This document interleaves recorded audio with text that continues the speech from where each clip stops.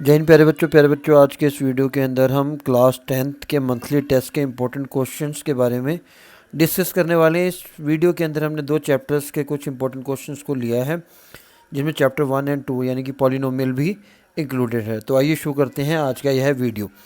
Generally in तीन questions में से आपको एक क्वेश्चन पेपर में देखने के लिए ज़रूर मिलेगा, तो हम रूट 7 वाला कर लेते हैं। ठीक है, हमें क्या प्रूफ करना है? इरेशनल प्रूफ करना है। तो सबसे पहले हम इसको क्या करेंगे, इसका ऑपोजिट लेट करेंगे कि let root 7 is a rational number. हमें प्रूफ क्या करना है? रेशनल नंबर, पर हम इसका ऑपोजिट लेट करेंगे कि ये एक रेशनल नंबर है। रेशनल नंबर किसे कहते हैं? जिसको हम पी बाई क्यू की फॉर्म में लिख सकते हैं, तो इसको पी बाई क्यू की फॉर्म में लिख दिया। Where P and Q are coprime, P और क्या है? को प्राइम है। ठीक है, और क्यू क्या नहीं होगा? जीरो के इक्वल नहीं होगा। अगले स्टेप में आपने क्या करना है? स्क्वेयरिंग बोथ साइड करना है, स्क्वेयरिंग बोथ साइड्स। ठीक, तो दोनों साइड स्क्वेयर करने के बाद रूट 7 का square upon P by Q का स्क्वायर। ठीक है, स्क्वायर से स्क्वायर रूट कैंसिल हो जाएगा।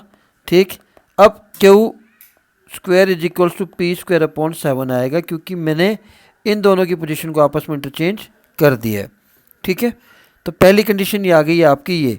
इससे क्या पता लगता है कि P square is divisible by 7, therefore P is also divisible by 7। Clear? अब यहाँ पर आपने पी को डिविजिबल दिखा दिया 7 से। ठीक है, अब हमें पी को क्या करना है? लेट करना है। क्या करना है? Let P is equals to 7 K, where K is any constant number. Clear? यहाँ पर रूट 7 की बात कर रहे हैं, तो इसलिए 7 के लेट किया है। अगर रूट 3 वाला क्वेश्चन होता तो 3 के लेट करते, और अगर रूट 5 वाला होता तो 5 के लेट करते। इस पी की वैल्यू को इस इक्वेशन 1 में पुट कर दीजिए। Q square is equals to, P की जगह मैंने पुट कर दिया 7 के स्क्वायर। ठीक है, जो कि 7 के का स्क्वायर का मतलब होता है 49 के स्क्वायर, क्योंकि 7 का स्क्वायर 49 होगा और के स्क्वायर का के स्क्वायर का के स्क्वायर आ जाएगा। ठीक है, नीचे 7 था, 7 से 49 को कट कर दिया तो बचा 7। ठीक है, अगले स्टेप में क्या करना है? Q square is equals to 7 K square बचा। अब इस 7 को आपने क्यू स्क्वायर के डिनोमिनेटर में लेकर आना है। तो सिंपल सा कंसेप्ट ये है, पहले हमने जो पी बाई क्यू लेट किया था, एक बार आपको 7 को पी स्क्वायर के नीचे लेकर आना है डिनोमिनेटर में, और दूसरी बार आपको क्यू स्क्वायर के नीचे लेके आना है। फिर आपने क्या लिखना है? Q square is divisible by 7, therefore Q is also divisible by 7। तो हमने दो चीज़ें दिखा दी कि जो P और Q है, both P and Q are divisible by 7, therefore they are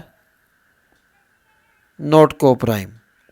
ठीक है, अगर ये को प्राइम नहीं है तो जो हमने अज्यूम किया था, लेट किया था कि रूट 7 रेशनल नंबर है, वो हमारा अजम्पशन क्या होगा? इनकरेक्ट होगा। ठीक है, अजम्पशन इनकरेक्ट है तो रूट 7 क्या हो गया? एक इरेशनल नंबर हो गया। हमें यही प्रूफ करना था। ठीक है, तो इम्पोर्टेंट क्वेश्चन है, हर बार रिपीट होता है, आपके मंथली टेस्ट में क्वेश्चन देखने को ज़रूर मिलेगा। रूट 3 तो इस पर फाइनल एग्जामिनेशन बोर्ड में भी आया था। अब मूव करते हैं क्वेश्चन नंबर 2 पर। Find the HCF and LCM. पहला क्वेश्चन है स्मॉलेस्ट इवन नंबर। तो स्मॉलेस्ट इवन नंबर की अगर हम बात करें तो वो होता है 2, और smallest composite number, smallest composite number होता है 4। ठीक है, इन दोनों का हमें एचसीएफ और एलसीएम निकालना है। तो सिंपल सा तरीका है, 4 के भी हम प्राइम फैक्टर बना लेते हैं 2 की पावर 2। यहाँ पर 2 की पावर 1 है और 2 की पावर 2। तो जब भी आपने एचसीएफ निकालना है तो दोनों चीज़ों में कॉमन क्या है? 2, और मिनिमम पावर क्या है? 1। एलसीएम निकालने के लिए दोनों डिजिट में कॉमन क्या है? 2, और हाईएस्ट पावर क्या है? 2। एलसीएम में, एचसीएफ में आपको कॉमन और मिनिमम पावर देखनी है, जो कि अभी ऑप्शन बी में आपको समझ में आ जाएगा। कॉमन और मिनिमम पावर। ठीक है, और एलसीएम के लिए आपने कॉमन नहीं देखना है, ठीक है। आपने जितने भी वेरिएबल होंगे वो सारे लेने हैं, ठीक है, और हाईएस्ट पावर लेनी है, ठीक है। तो ये एचसीएफ एलसीएम का बी पार्ट से आपको ज़्यादा क्लियर हो जाएगा। जब बी पार्ट की आप बात देखो, इसके अंदर ए बी सी और बी सी स्क्वायर है। एचसीएफ के लिए मैंने कहा था तीनों में कॉमन। अब देखेंगे ध्यान से तो तीनों में बी सी तीनों में है, पर थर्ड में ए नहीं है, तो बी और सी लेना है, इसलिए मैंने लिखा था कॉमन। तीनों में कॉमन होना चाहिए। मिनिमम पावर, बी की सबसे कम पावर कौन सी है, तो 1 है, इधर भी और इधर भी, तो सबसे कम पावर 1 है, और सी की भी सबसे कम पावर क्या है, 1 है। तो ये हो गया हमारा एचसीएफ। क्लियर। एलसीएम के लिए आपने इसका ऑपोजिट करना है, कॉमन नहीं, सारे लेने हैं वेरिएबल। इसमें ए बी सी 3 वेरिएबल हैं, तीनों लिख लेने हैं, और तीनों की हाईएस्ट पावर लेनी है। ए की हाईएस्ट पावर 3 है, बी की 2 है, और सी की 2 है। तो ये हो गया हमारा एचसीएफ और एलसीएम। शायद आपको ये वाली चीज़ अब समझ में आ गई होगी। क्लियर। चलिए, if one of the zeros of the quadratic polynomial given है k-1 एक्स स्क्वायर प्लस के एक्स प्लस 1, ठीक है। इसमें इन्होंने क्या कहा है कि इसका एक जीरो क्या है, 3 है, यानी कि यहाँ पर x की वैल्यू आपको -3 गिवन है। आपने कुछ नहीं करना, इस इक्वेशन के अंदर जहाँ जहाँ भी आपके पास x है वहाँ पर आपने -3 पुट कर देना है, ठीक है। तो ऐसे क्वेश्चन में आपने जहाँ पर एक जीरो गिवन है, x की जगह आपने उसकी वैल्यू पुट कर देनी है। k-1 -3 का स्क्वायर होता है 9, -3k + 1 = 0। 9 से ब्रैकेट में मल्टीप्लाई किया तो 9k - 9 -3k + 1 = 0। लाइक टर्म्स को प्लस कर दीजिए, तो या माइनस कर दीजिए, 9 - 3 होता है 6, ठीक है। -9 में से +1 गया तो -8, यहाँ से k की वैल्यू आ जाएगी 8/6। जब आप रिड्यूस करेंगे स्टैंडर्ड फॉर्म में तो 2 4 = 3 और 2 3 = 6, k की वैल्यू आ जाएगी आपकी 4/3। तो ये भी एक इम्पॉर्टेंट क्वेश्चन है, जब k की वैल्यू वाला क्वेश्चन आपका फाइनल एग्जामिनेशन में भी आता है। 4, find the zeros of the quadratic polynomial. इसके क्वाड्रेटिक पॉलिनोमियल के जीरोस फाइंड आउट करने और verify the relationship between zeros and coefficient of the polynomial. तो सबसे पहले आपने क्या करनी है, इसको चेक करना है कि क्या ये स्टैंडर्ड फॉर्म में है। स्टैंडर्ड फॉर्म आप कैसे चेक करोगे, इसकी जनरल इक्वेशन से क्वाड्रेटिक की, ठीक है, जहाँ पर a क्या नहीं होगा, 0 के इक्वल नहीं होगा। अब आप ध्यान से देखेंगे bx वेरिएबल वाली टर्म सेंटर में आनी चाहिए, पर यहाँ पर नहीं है, तो आपने इसको शफल करना है और स्टैंडर्डाइज फॉर्म में लेकर आना है, ठीक है। अब आप देखिए स्टैंडर्ड फॉर्म होती क्या है, जहाँ पर वेरिएबल की पावर डिक्रीजिंग ऑर्डर में होती है, 2 1 और 0, ठीक है। तो अब ये आपकी स्टैंडर्ड फॉर्म हो गई। अब यहाँ से आपने क्या निकालने हैं, जीरोस फाइंड आउट करने हैं। जीरोस फाइंड आउट करने वाले जब भी क्वेश्चन आता है वेरीफाई द रिलेशन वाला, तो सबसे पहले आपने क्या निकालना है, सम ऑफ जीरोस, ठीक है, जो कि अल्फा प्लस बीटा यानी कि -b/a होता है, और एक आपने निकालना है प्रोडक्ट ऑफ जीरोस, ठीक है। प्रोडक्ट ऑफ जीरोस का मतलब होता है अल्फा बीटा यानी कि c/a। अब a की और b की वैल्यू आपकी इक्वेशन से मिलेगी। एक्स स्क्वायर के साथ जो कोफिशिएंट होता है वो a होता है, यानी कि a की वैल्यू यहाँ पर 6 है, क्योंकि एक्स स्क्वायर के साथ ये जनरल इक्वेशन से कंपेयर कर रहा हूँ, ठीक है। x के साथ वाली वैल्यू b की होती है जो कि -7 है, क्योंकि जनरल इक्वेशन में b के साथ प्लस साइन है। c की वैल्यू -3 है, आपने यही वैल्यू को यहाँ पुट कर देना है। -1 फार्मूले में था, एक b की वैल्यू के साथ है 6, तो इसको सॉल्व किया तो 7/6 आ गया। सिमिलरली c की वैल्यू पुट की -3/6, तो -1/2 आ गया, ठीक है। अब आपने कुछ नहीं करना है, जो ये इक्वेशन गिवन है इसके फैक्टर्स बनाने हैं by splitting the middle term. 6x² - 7x - 3, a और c को मल्टीप्लाई किया तो आता है 18 माइनस का। 18 के फैक्टर को क्या क्या होते हैं हमारे पास, 1 होता है, 2 3 6 9 और 18। ऐसे कौन से दो नंबर हैं फैक्टर्स में जिनको माइनस करके 7 आए और मल्टीप्लाई करके 18, तो वो 9 और 2 है। तो मैं इसलिए क्या कर लेता हूँ, 6x² - 9x + 7 2x, ठीक है। अब आप देखेंगे -9 में से 2 को प्लस करेंगे तो -7x आएगा और मल्टीप्लाई करेंगे तो -18, यानी कि हमारे जो फैक्टर्स हैं वो सही है।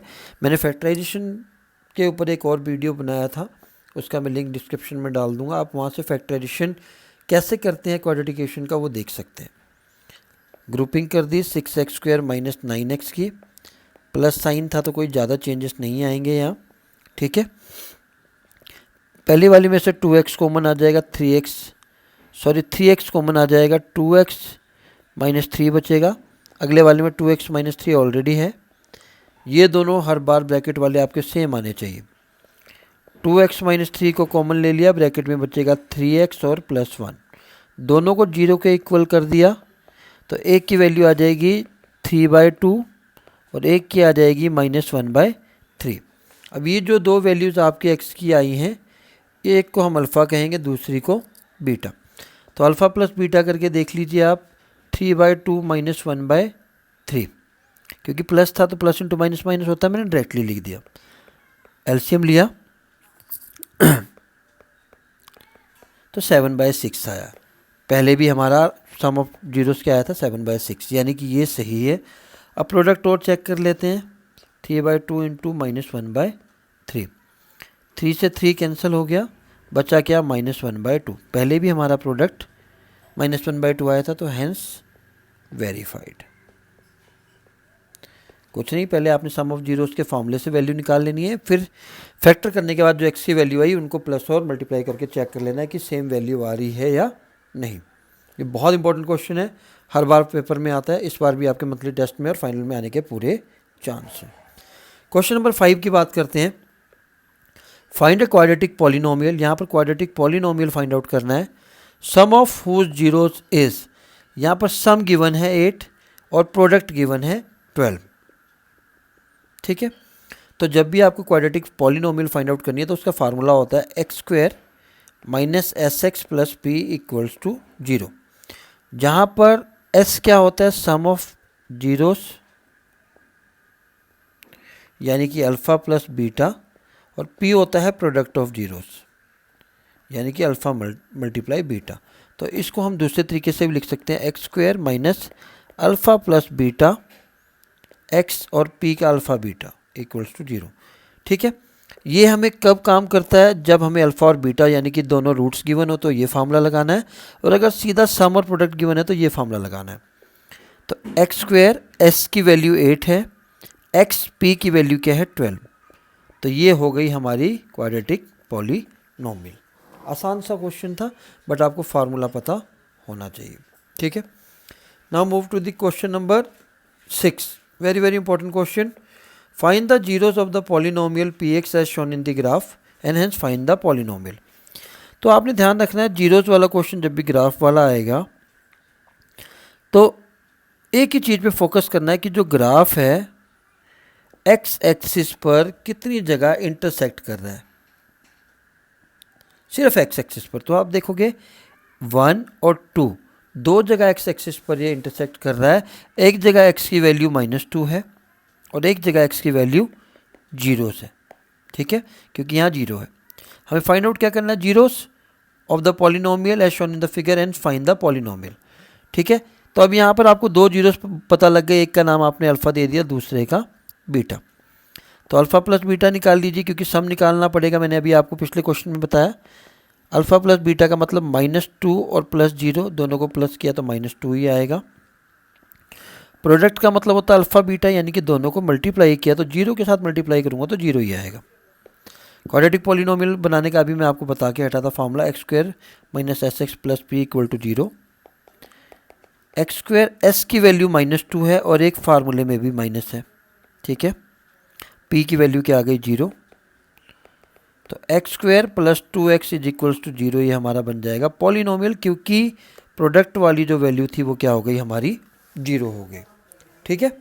चलिए क्वेश्चन नंबर 7 की बात करें। 7 की अगर हम बात करें तो आपने एक चीज़ ध्यान रखना, जब भी ऐसा क्वेश्चन आएगा कि इन सिंप्लीफिकेशन पर ये आपको क्या देता है, तो आपने प्राइम फैक्टराइजेशन कर लेनी है, ठीक है। जब आप प्राइम फैक्टराइजेशन करोगे तो प्राइम फैक्टर कैसे बनेंगे, स्मॉलेस्ट नंबर से आपने डिवाइड करना है, ठीक है। प्राइम नंबर होने चाहिए सारे, ठीक। 20 को भी ऐसे ही करना है, ठीक है। और बचा क्या 5, उसको जरूरत नहीं है। आपने क्या किया, आप 45 की जगह प्राइम फैक्टर लिख दिए, 3 × 3 × 5, और 20 की जगह भी प्राइम फैक्टर लिख दिए 2 × 2 × 5, ठीक है। और नीचे जो था 2√5 एज इट इज़ लिख देना है। अब यहाँ से कॉमन ले लेना है क्योंकि स्क्वायर रूट है, ठीक है।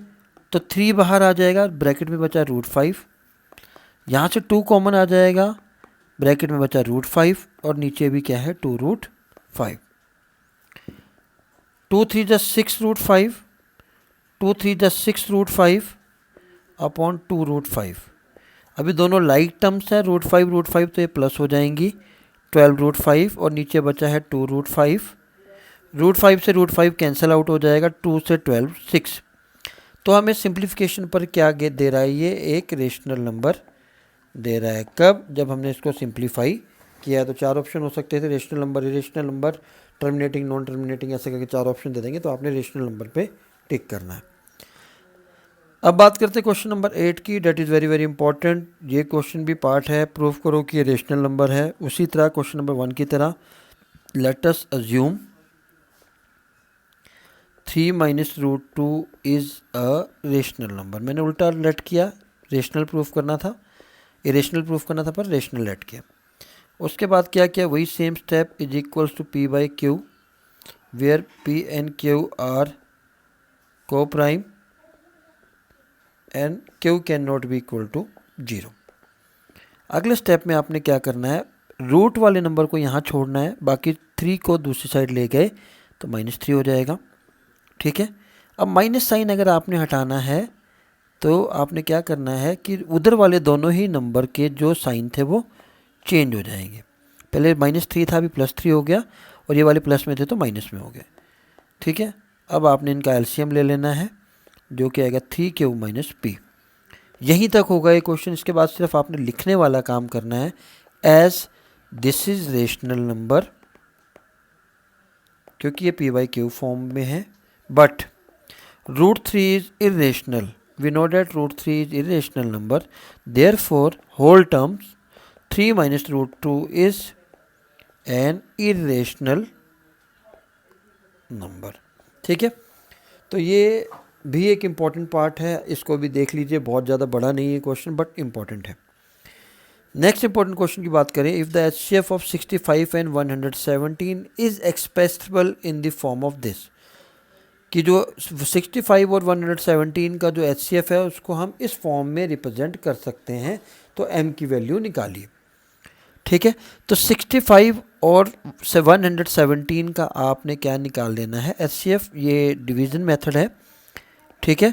तो आप जब इसको करेंगे, ठीक, HCF एलसीएम का भी मैंने एक वीडियो बना रखा है, आप उसमें देख सकते हैं, ठीक।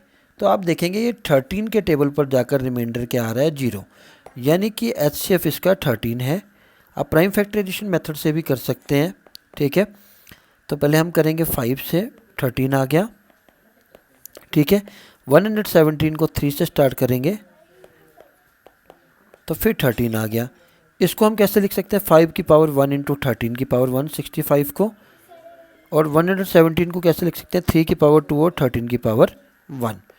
HCF के लिए मैंने आपको बताया था कि दोनों में कॉमन होना चाहिए, तो 13 कॉमन है, और मिनिमम पावर लेंगे, मिनिमम पावर क्या है 1, तो HCF 13 आ गया।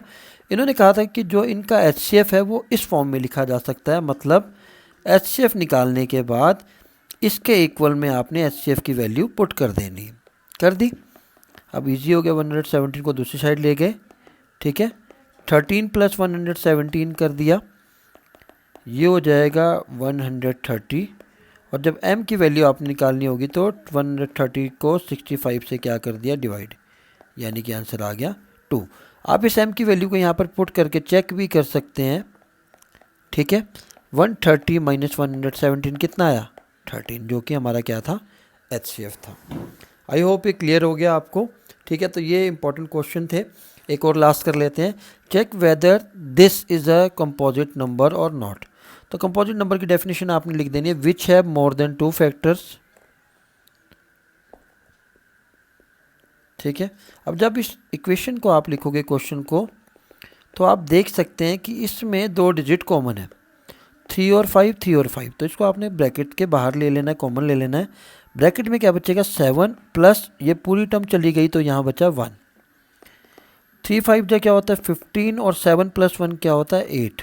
ठीक है, 15 के प्राइम फैक्टराइजेशन क्या होंगे 3 और 5 होंगे, 8 का क्या होगा 2 की पावर 3। तो आप देख सकते हैं यहाँ पर 3 फैक्टर हैं, 1 अभी हम कंसिडर नहीं कर रहे, 1 भी एक फैक्टर है। As it have more than 2 factor, तो this whole term is a composite number.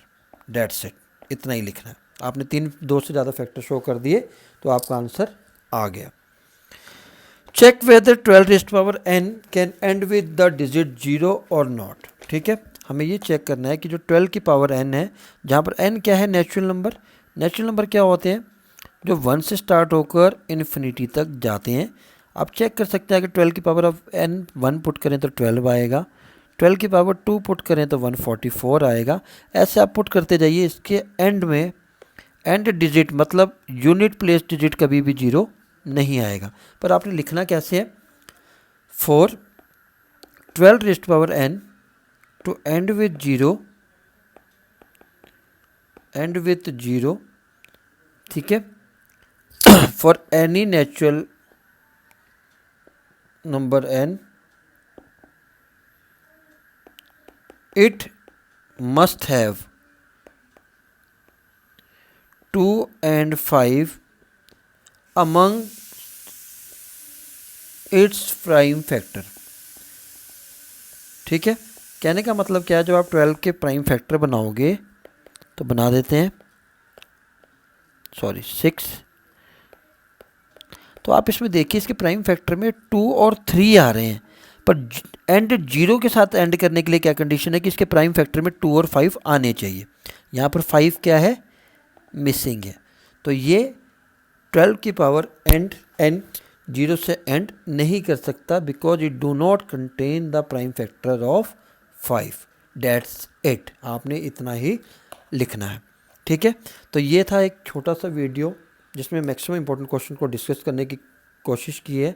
HCF के वर्ड प्रॉब्लम वाले क्वेश्चन का मैं एक वीडियो और लेकर आऊँगा बाद में।